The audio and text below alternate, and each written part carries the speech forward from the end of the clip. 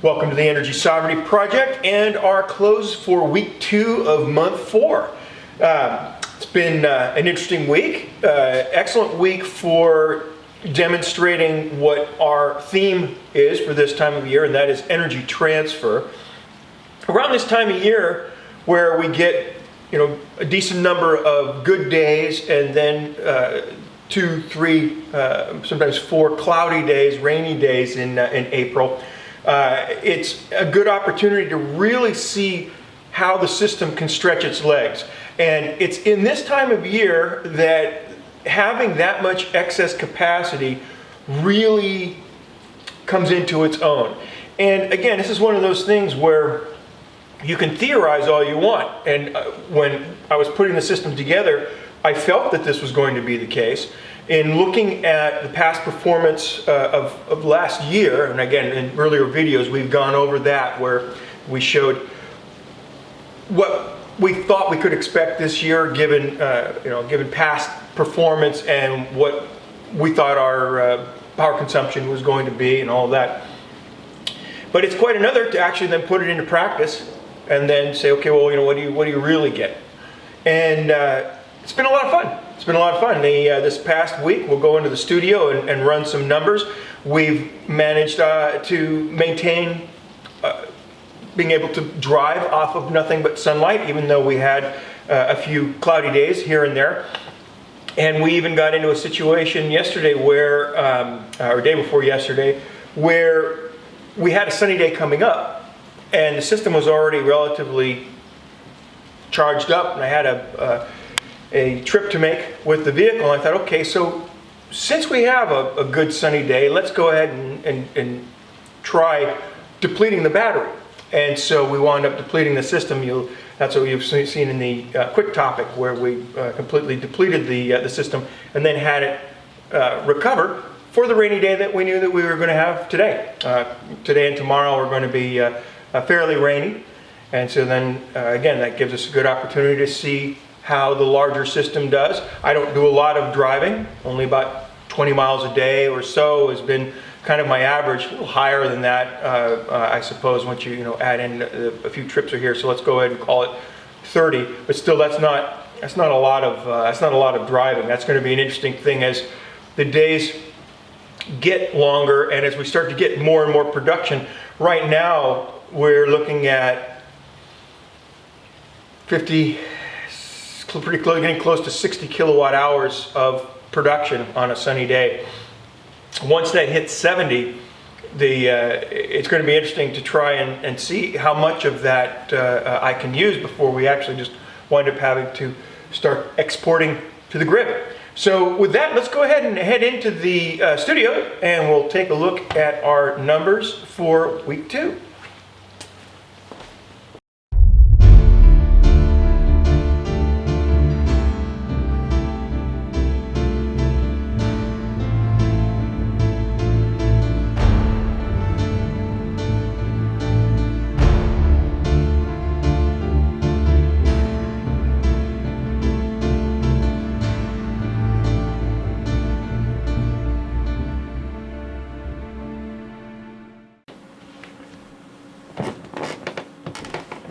All right, let's get started on our recap for the second week in April.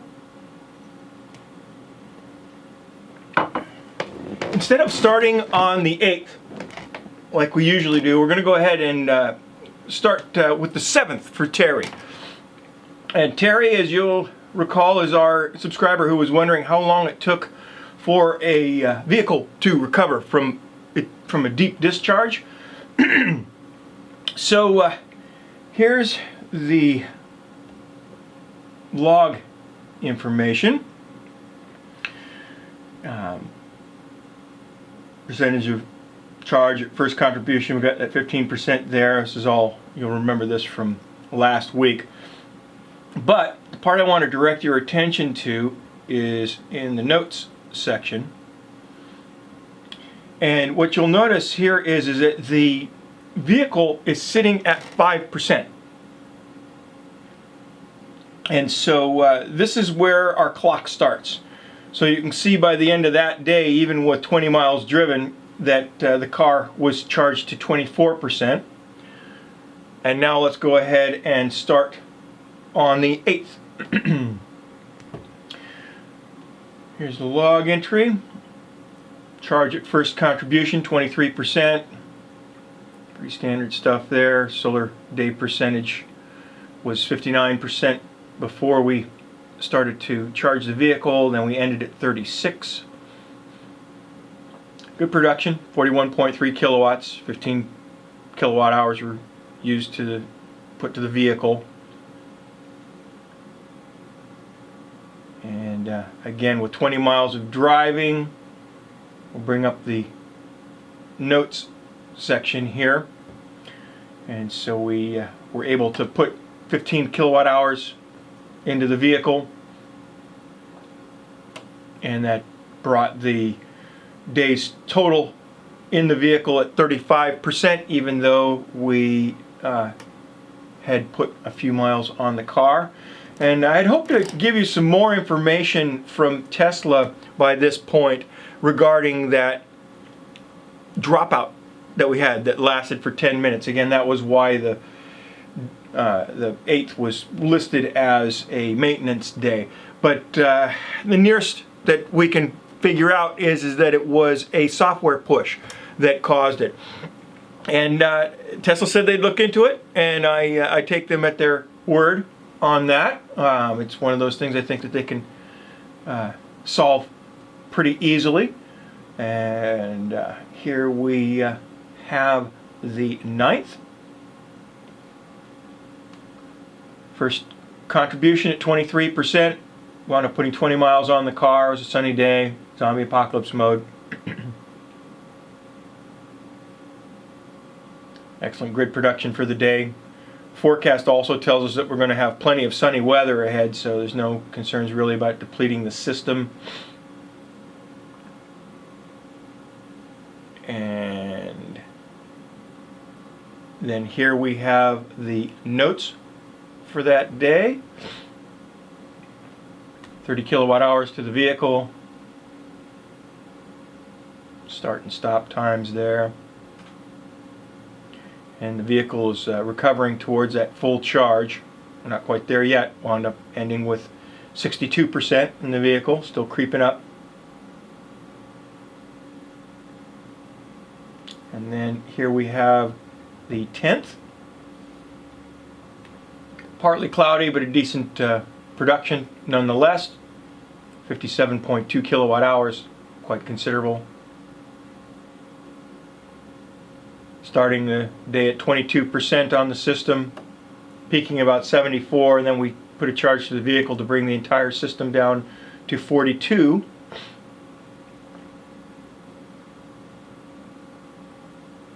And we decided that there was no risk really to fully charge the vehicle, and so we did. Here's the notes.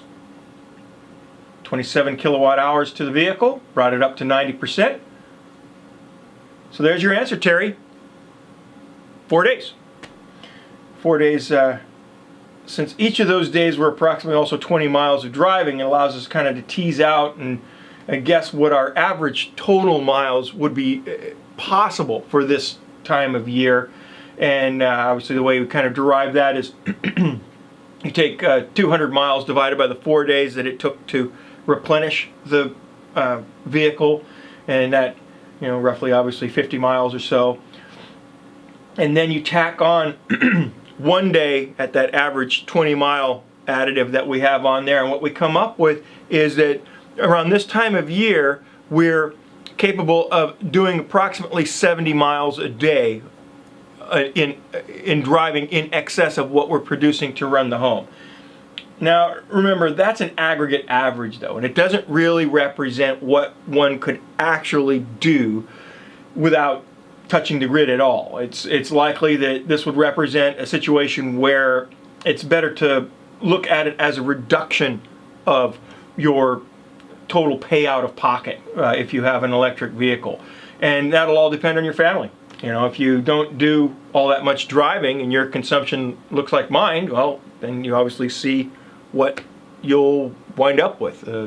You you will wind up with that daily surplus that you can add up so long as you have some place to put it. And here we have the 11th. 16.8 miles of driving. Started the day at 23% on the system.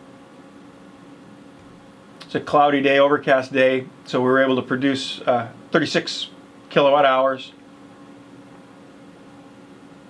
And of that, we wound up with a total daily use of 24.9 once you add what the home used and what we put into the vehicle. And as you can see, this allows us to plan several days ahead instead of being at the mercy of what any single day brings you. This is, again, that advantage of having all of that extra capacity. And so here are the notes to the vehicle, odometer reading, keeping the vehicle at a high state of charge. Not much of interest here. The car was mostly fully charged and we didn't do much driving. One item of note that I didn't mention was that 7 kilowatt hours was put on the vehicle late in the evening and the vehicle was left plugged in overnight. And that, in a general way, helps the 12-volt battery that is in the Tesla that runs all of the housekeeping and the computer screens and windows and air conditioning and all of that, steering. And so basically it works like a trickle charger. The main battery can do that as well, but I'm told that plugging the vehicle in kind of takes the strain off of the car's voltage regulator and allows the inverter and the battery charger to do the work at a slightly higher current. Also, then you don't wind up with a vampire drain either, because the vehicle is ostensibly using the plugged in voltage to run the housekeeping. Don't have any 100% verification of that yet, but in a roundabout way that seems to be what happens. Anyway, so here we have the 12th. Sunny day, starting at 26, ending at 78. Total production of 57.7 kilowatt hours. Again, still in zombie apocalypse mode. The interesting thing about that 76% finishing percentage also is that it's one of our key indicators that the following day we're going to have to send some energy to the grid, either by putting it into the car, or excuse me, that we're going to have to consume some energy, and we're going to have to do that either by putting it into the car or choosing to do laundry or something else that has a fairly high consumption in the home, or it winds up going out to the grid. And here are the notes for the 12th. Nothing to the vehicle because the vehicle had quite a considerable charge.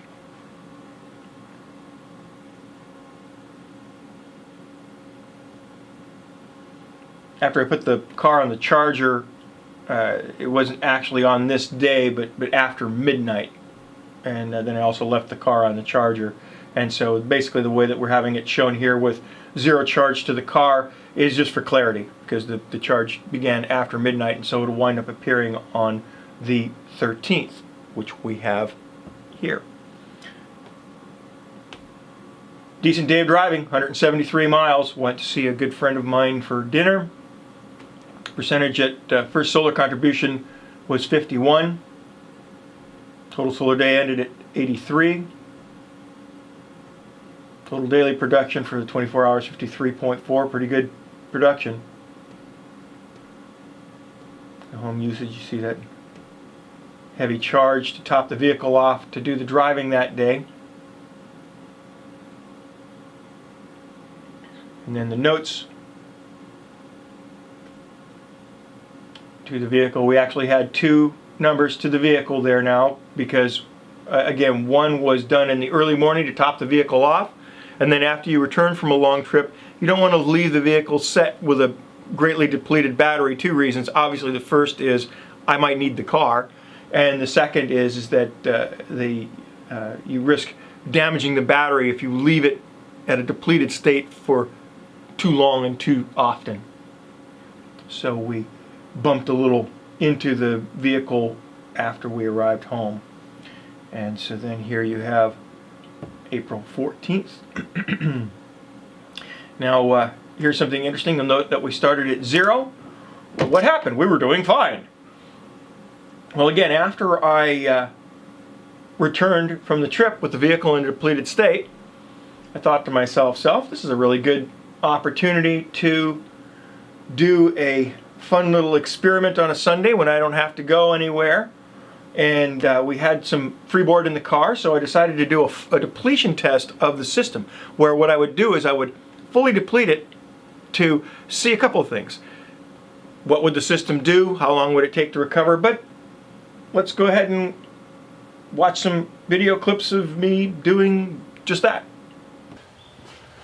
So we answered the question of how long it takes the vehicle to recover from a charge of 8, 10, 12%, somewhere around there, to full, and then also have the system at a point where it recovers to the point where it's about 70% or so. Those represent good resting, usual resting states of both the vehicle and the battery. I like to have the car fully charged in case I need it, and I like to have a little bit of freeboard in the battery as the day progresses. You want to make sure that you can kind of manage whether or not it's going to hit 100% that day, that kind of thing, and then also leave enough, obviously, for reserve in the case of a power outage. But it got me wondering what would be the amount of time it would take to recover from the system being fully depleted, and also how would it respond? What would it do to the house? I've never actually run it to the point where it shut things off. It's Sunday, nothing going on today. I'm at home, so everything's doable, and so I'm going to go ahead and run the system down. I had to do about 160 miles of driving the previous day, so I have enough open area in the car so we can go ahead and charge that and fully deplete the system and see what happens. Right now we're sitting at 6%, and so I figure that it's going to either cut off at 5% or it will allow us to go all the way to 0. So let's go ahead and do that and then see what the recovery process looks like, because obviously it's going to have to reboot all of the systems because there will be 0 power to the house, either from the grid or from the batteries. So let's see how that looks. So it did allow us to go all the way to 0%. I thought it would from the way that the system had responded previously, but again, didn't know because what it kicked off at. It kicks off at about 98% when you're trying to fully charge the system, and that makes sense. What it does is it kicks off the solar panels just before it hits 100%, and I thought maybe it might do something similar on the low end, but it doesn't. It allows the system to run all the way to depleted, and so now I've turned the mains on. And now let's go ahead and see how long it takes to get the system to recover. I did obviously notice that now we have no communication.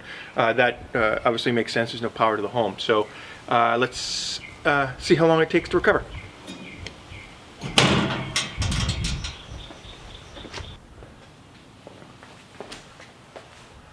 Well, so it actually took a little while. So the main inverter recovered right away, within about 5 minutes or so. It just went through its self-check and came back up. So we had solar contribution relatively quickly. And to its credit, the Tesla system also came back pretty much immediately. But it did take about an hour and a half or so, almost 2 hours, to recover, report its information to the mothership, and then have Tesla report back to the application, so that we actually had a way to see what was going on. And obviously, until I knew, was the system charging, I didn't really want to turn the mains back off. So now it's showing that we're sitting at about 12%, which is about what I would have expected over that hour and a half, 2 hour period between when we re-engaged the system. And so that's pretty respectable, I think, as far as how the system operates. It recovered, like I said, relatively quickly from being depleted, from doing a shutdown after being depleted.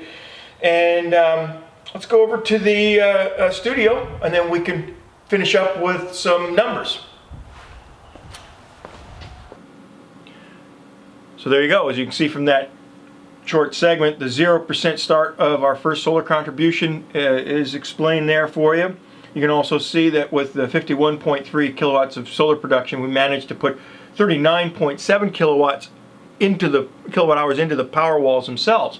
And this was great because it was a great way of validating the total capacity of these power walls when they're new. We already know that they're at 80 kilowatt hours, or just slightly above 80 kilowatt hours, and this verifies that. From zero, we brought it to just about 50%, and at that 50%, we know that we put roughly 40 kilowatt hours into the battery. And so this might be a good thing to readdress in a year's time, or certainly at the end of the year, and see how the batteries stack up, see if there's any kind of a degradation. Perhaps do it once again at the end of the year in winter when the batteries are cold, see what their performance is like then, and then obviously repeat this 1 year from this date or close, and see what kind of degradation that we have. Anyway, here's the notes from the 14th. 42 kilowatt hours to the vehicle information, and then basically just what I said. It shows the vehicle data at the top and those notes about our capacity results there at the bottom. And then finally we close out our second week as we traditionally do on the 15th, because that's when the end of our total solar day is from the 14th. And again, another 20 miles or so on the car. A little bit of rainy weather.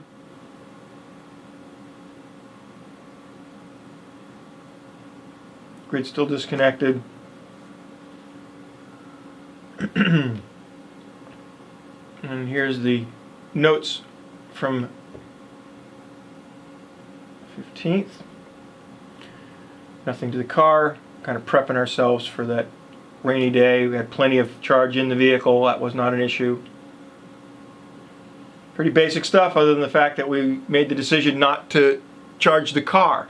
And this is why. Here, boom, got the forecast taken on the 13th.